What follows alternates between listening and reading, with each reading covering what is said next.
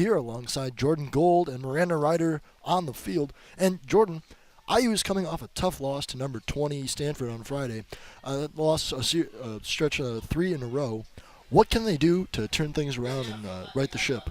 Yeah, that's right. Well, Coach Janney stressed on Media Day this past Wednesday about her team bringing more intensity to the game, and it lacked a little bit against Stanford in that 4-1 loss Friday. Granted, Stanford a top 25 opponent. St. Francis a little less competition perhaps, maybe a less strength of scheduled team than Stanford might be, but expect to see the Hoosiers move the ball up and down the field a little bit more. They struggled to do that against Stanford on Friday, so look for that. That's my key to the game.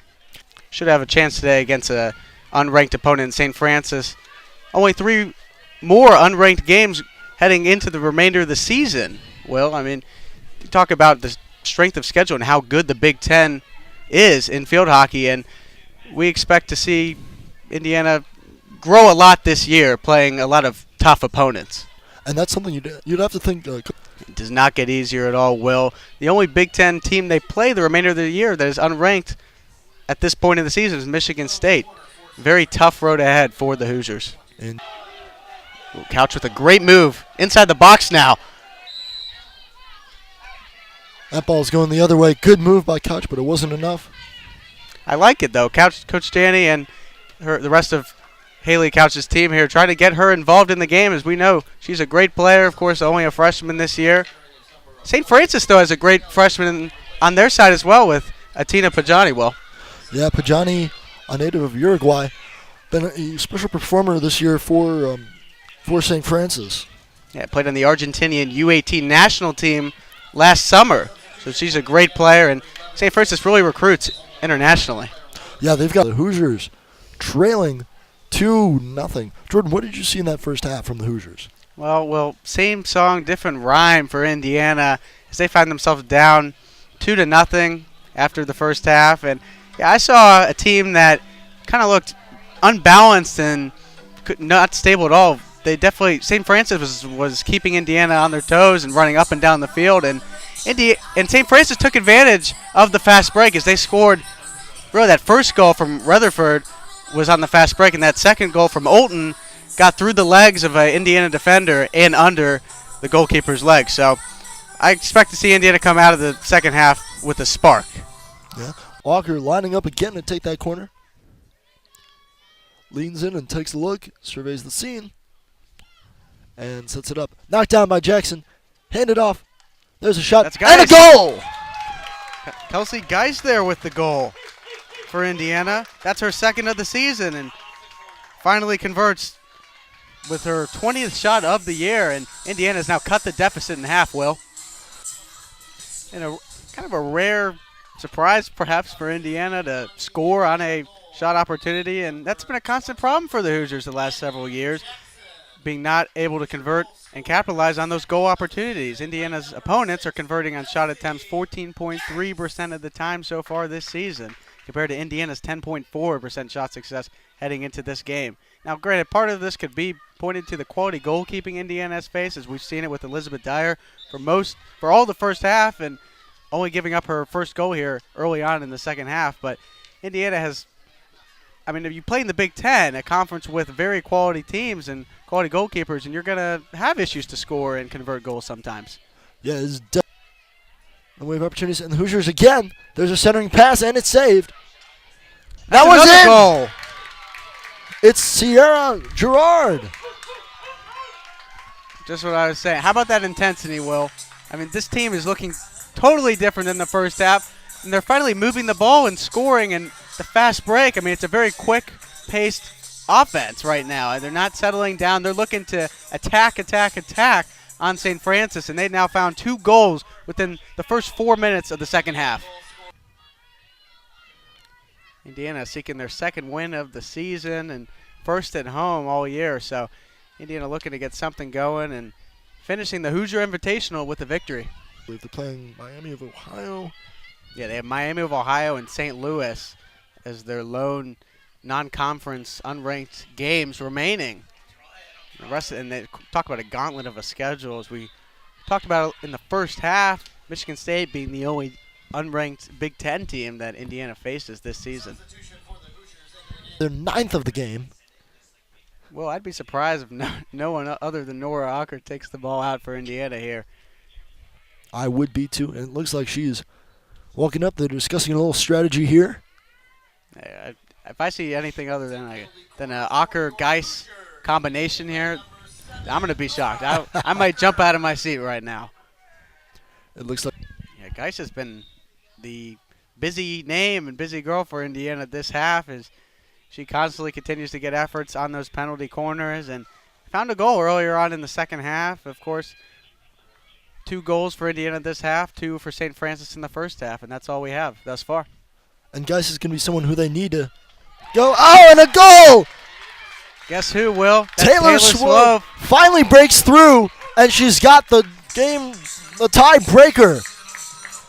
What a shot from the left-hand side. Taylor Swope inside the circle, about 10 feet out, gives the Hoosiers the lead, their first lead of the weekend. Yeah, it's good to see her get involved here in the second half, and that's her first goal of the season. Of course, she started every game in 2017 and is involved in the midfield and is a good defender as well on penalty corners. And she's the captain of this team, Will. She's the anchor, and good to see her get a goal here and put Indiana on top. She'd off St. Francis for the final 35 seconds of this one. No easy task, but the Hoosiers lose it out of play there. Still sticks with them. 30 seconds to go. There's a drive downfield. Sophia Keene. Let's play. There's Buwaldi. And she scores! What a shot! Backhanded goal. Bente Buwalda. And with 14 seconds to go, the Hoosiers double the lead. That is your dagger right there. What a shot! That should do it in this one. With about 14 and a half seconds in this one. Indiana getting the insurance goal they needed. Jordan, what did the Hoosiers do differently there in the second half that allowed them to come out and score 4 goals on Dyer and take this game right out of the hands of the Red Flash? Well, it was a different level of intensity for Indiana. We saw 2 goals in the early stages of the second half, an additional goal that put Indiana on top by Taylor Swope, and finally a goal in the final seconds from Bente Buwalda. And Indiana with 4 goals in the second half, and God, this must be the most goals they've scored in a half this year. Definitely a spark here in the second half, and I love what I saw out of Indiana in this one. And man, they have their hands full coming up with Iowa Northwestern next week. Yeah, gold. And Jordan, those Hoosiers are coming off their first conference victory in 2 years Friday against Michigan State. What did they do in that game that you saw that allowed them to get to the victory? Yeah, it was a total team effort in that game, Will, to earn their first Big Ten win since 2016. And Taylor Swope's speed allowed her to drive into the circle against Michigan State in the 65th minute, late in the second half, for her second goal of the season, tied for the team lead with 4 other girls. Coach Danny talked at Media Day on Wednesday about having her midfielders get the ball to Indiana's front line and playing on their offensive side of the field. It was a total team effort on Friday, capped off by Swope's goal. The Billikens of St. Louis have been outscored 12-5 in the first half. So what are your keys to the game, Jordan? Yeah, the Billikens have been outscored 12-5 in the first half alone this season, as you said, Will, which is a big reason why their record stands where it does at 3-7. If Indiana can get on the scoreboard early like it did against Michigan, the Hoosiers will be in a great position to win. Coach Janney said during Media Day earlier this week that she wants her girls to execute the passes from midfield to forwards and give themselves more shot opportunities in the circle and from penalty corners. Yeah, well, in practice on Wednesday, we noticed a lot that Indiana was practicing a lot of formations inside the circle, both simulating plays on defense and offense. So I do expect them to play better in the circle today. Yeah, these teams are very familiar with each other. They played in 5 consecutive seasons against each other. And you look at the preseason matchup earlier this season, getting a lot of looks. It was great to see Indiana perform well against them, and they got a chance for to get another win today against St. Louis. And she's whistled there. Kind of a surprise in the starting lineups for both teams today, Will. Lily Wareham for St. Louis not getting the start today. She's played in 10 games this year, all 10 games for St. Louis. And she scored against Davidson this year. of course, second on the team in goals. Kind of surprised to not see her. And Haley Couch for the Hoosiers, who got her first career goal with Indiana in the preseason, so of course not counting towards official statistics, and she's still looking to score this season. Be curious to see how the unusual October heat here we're getting affects the players at all today. Maybe exhaustion comes into play later in the second half that it might not usually around this time of year. Yeah, that is an excellent point. I can tell you what I am already exhausted. It is a scorcher out here, 88 degrees. Absolutely beautiful, not a cloud in the sky. A lot of play thus far has been on both sides of the field. Not really a whole lot of action at the midfield line. So it kind of feels like one of these teams will break through here pretty soon. And of course, that statistic we read that St. Louis is being outscored 12-5 in the first half. You've got to believe that goals will be coming, perhaps in bunches, at the beginning of this half. And if Indiana is going to get on the board, it has to be here early on, I think. A senior from Mechanicsburg, Pennsylvania. That one in net, and they score! Tapped in. That's Jessica Morford for IU. Morford finds Twine for the first time this season, and the Hoosiers get on top first. 21-14 to go here in the first half. Hoosiers lead 1-0. That was a great setup pass there. A little tap pass. Looked like by Sierra Gerard there, and Indiana on the board early. Great effort there by Couch to draw the penalty. Couch looking to repeat her goal against St. Louis in the preseason. Would like to get on the board for her first goal. Definitely would be a huge confidence booster and would pad the lead for Indiana.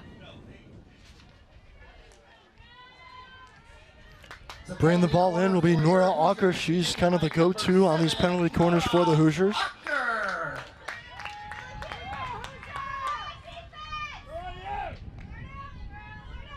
This will be Indiana's first corner on the day, penalty corner. We'll see if that practice paid off for him. Sent in by Auker, settled down by Swope. Pass over. Geis is going to drive one, and they score! Kelsey Geis with a drive from the top of the circle, and the Hoosiers double the lead 2-0. Ladies and gentlemen, we have a new team leader in goals scored. That's Kelsey Geis there with the goal. And the Hoosiers, just like that, up 2-0. Expires, we hit 0. And so through 35 minutes of play here, the Hoosiers up on St. Louis Billikens 2-0. We got some highlights here before we go into halftime. And Jordan, what did you see in that first half from the Hoosiers that allowed them to take this 2-0 lead? Yeah, that was all Jessica Morford. How about her getting herself in the scoring column there? For the first time. Yeah, first career goal with Indiana, now in her junior season. That's huge. And I expect to see Indiana come out in the second half, probably kind of like what we've seen here in the first half, where they've used their bench a lot, and expect to see more of that going out in the second half. Yeah, and you know. Yeah, kind of like what Sierra Gerard and Taylor Swope told me at Media Day this week. Coach Janney tells them every day, or at every practice, to treat every game they play as the biggest game of the season. And the Hoosiers are seeking their second straight win since, of course, getting that win against St. Francis in the middle of September, now with a win against Michigan State, and now they have a chance to do it against St. Louis. And they lost 6 consecutive games prior to the victory over the Spartans. And Indiana needs a win today more than ever to give themselves some confidence heading into yet another brutal conference 3-game stretch to close the season against Penn State, number 2 Maryland, and Rutgers. Yeah. It's a great look for Indiana again. That ball, of course, deflected by a St. Louis defender. It'll be a penalty corner for Indiana. A great look there. The drive by Kelsey Geis with another hard drive. She's taken a couple slappers today. One of those turned into a goal. They caught the ankle of Jess Dunlap there. Dunlap's taken a beating today. She's gotten a couple shots off the body. Yeah, between Jess Dunlap and Monica Ryan, you would think this is a heavyweight fight. Now both these teams taking some hits. The Hoosiers get a penalty corner out of it. Talk about adding insult to injury. There's a drive by Geis, deflected, and it goes straight up in the air. Geis gets it back. A shot and a save made. That one in front, and they score. Battling in front, the Hoosiers control the rebound. Guess who? Jessica Morford. She's got 2 on the day. Morford working her way into the team goal lead conversation as well. She's got 2. A career day for Jessica. Wow, and you see the replay there. It was a shot from Auker, went off the pipe, came back out and right onto the stick of Morford. 2 deflection goals. It's those. Hey, right place, right time for Jessica Morford. Of course, Jessica Morford named IU's most improved player from last year by head coach Amanda Janney. And she saw her games increase from 3 to 16 in year 2. So each year continuing to get better. And finally, in her junior season, she finally finds the back of the goal. Not once, but twice. Be under 2 minutes. Looks like this is Lily Wareham taking the ball out. Oh, a fake shot. Deflected on net, and a score. That one got a little air on it, and it finds the back of the net. And that puts St. Louis on the board. A nice shot there, little misdirection. Watch this. Yeah, the ball, kind of a fake shot there from St. Louis and a deflection. And that ball just finds the back of the net there. It went 3-0 lead. 1 goal scored late in the game by St. Louis. And Jordan, what are your takeaways from the game? Well, Kelsey Geis couldn't have said it any better in that post-game interview. It was a career day for Jessica Morford, scoring a goal in the first and second half. The midfield did a great job today keeping the ball in Indiana's half of the field, and the defense was quick to swarm to the ball and kept the Billikens off the board for 68 minutes of this game. The Hoosiers have now won 2 straight, heading into a big matchup against number 2 Maryland next week.